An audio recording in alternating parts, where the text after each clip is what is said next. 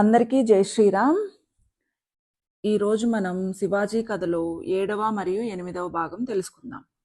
మీకు ముందు చెప్పినట్లుగా ముందు భాగాలను వింటేనే ఈ భాగాలు అర్థమవుతాయి.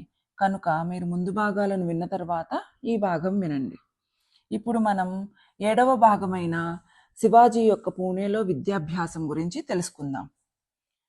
ఒకసారి శివాజీని తన తండ్రి షాహాజీ తనతో పాటు బీజాపూర్ సుల్తాన్ ఆదిల్ షా దర్బారుకు తీసుకుని వెళ్ళాడు.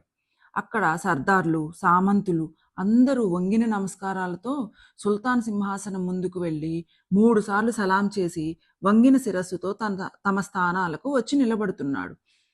షాహాజీ కూడా అలాగే చేశాడు. శివాజీని సుల్తాన్ ముందుకు తీసుకువెళ్ళి సుల్తాన్కు సలాం చెయ్యి అని షాహాజీ అన్నాడు. కానీ శివాజీ ఏం చేశాడంటే ముసల్మాన్ రాజు ముందు తల వంచడం నాకు ఇష్టం లేదు అని మౌనంగా ఉండిపోయాడు. తర్వాత షాహాజీ మరోసారి హెచ్చరించాడు. అయినా కూడా మన శివాజీ సుల్తాన్ ముందు తల వంచలేదు. అప్పుడు సుల్తాన్ ఏమన్నాడంటే, కుర్రాడువ కదా, పోనివ్వండి అని అన్నాడు. మరొకసారి శివాజీ నగరంలో వ్యాహాళికి బయలుదేరాడు.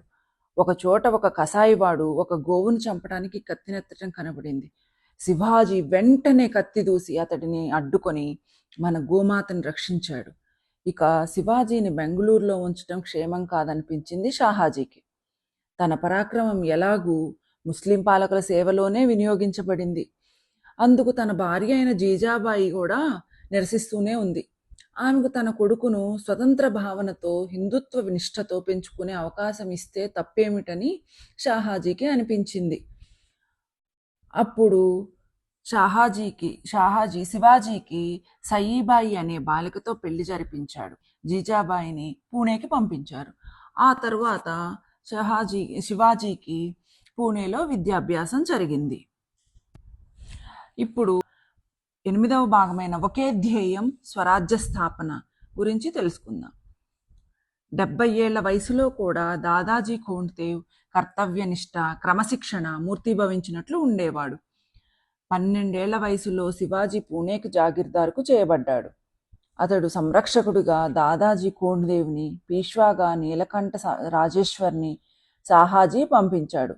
కర్తవ్యపరాయణులైన సేవకులు, ఏనుగులు, గుర్రాలు, ఒక ధ్వజం కూడా పంపబడ్డాయి. పూణేలో అన్ని వ్యవహారాలను శివ పేరు మీదగానే జరిపించసాగాడు దాదాజీ. జాగీరు పాలన ఏ విధంగా దక్షతతో నిర్వహించాలో ఆయనను చూసి శివాజీ నేర్చుకున్నాడు. ఈ సమయంలో శివాజీ సహ్యాద్రి పర్వత సీమల్లోని కొత్త కొత్త గ్రామాలకు, అడవులకు వెడుతూ ఒక చుట్టూ సాహసీలురైన మావళే బాలకులను చేర్చుకోవడం మొదలుపెట్టాడు. వారందరినీ హిందుత్వ నిష్ఠాపరులుగా, స్వరాజ్య వీరులుగా మలచడం మొదలుపెట్టాడు.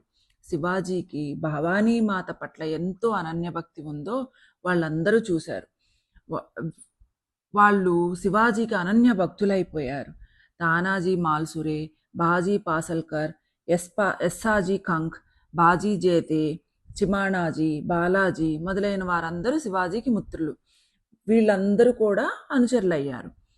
వాళ్ళ ఆటపాటల్లో శివాజీతో పాటు పెరిగి పెద్దవాళ్ళై భావి కాలంలో ఢిల్లీ, బీజాపూర్ సామ్రాజ్యం విఖ్యాత ముస్లిం సేనాధిపతులను, సర్దార్లను ఓడించే రణధీరులయ్యారు. శివాజీ అతడి మిత్రులు అలా కారడవులలో తిరుగుతూ ఉండగా ఒకచోట శివకు రోహితేశ్వరుని స్వయంభూలింగం దర్శనమిచ్చింది. ఒకరోజు శివాజీ మిత్రమండలి మొత్తం అక్కడికి చేరుకుంది. ఆ తర్వాత ఆ జగన్నియామకుడి సాక్షిగా శివాజీ మరియు ఆయన మిత్రులు హిందూ స్వరాజ్యం స్థాపించామని శపథం చేశారు. ఆ శపథంలో కోండ్దేవ్ కూడా శపథ స్వీకార కార్యక్రమంలో పాల్గొన్నాడు. ఇప్పుడు నేను 3 ప్రశ్నలు అడుగుతాను. ఇందులో మొదటి ప్రశ్న, శివాజీ భార్య పేరు ఏమిటి? రెండవ ప్రశ్న, ఎప్పుడు శివాజీ జాగీర్దార్ చేయబడ్డాడు? మూడవ ప్రశ్న, శివాజీ మరియు అతని మిత్రులు ఎవరి సాక్షిగా హిందూ స్వరాజ్యం స్థాపిస్తామని శపథం చేశారు? మీరు ఈ ప్రశ్నలకు సమాధానాలను కమెంట్లో పెట్టండి. ధన్యవాదాలు. జై శ్రీరామ్. శ్రీరామ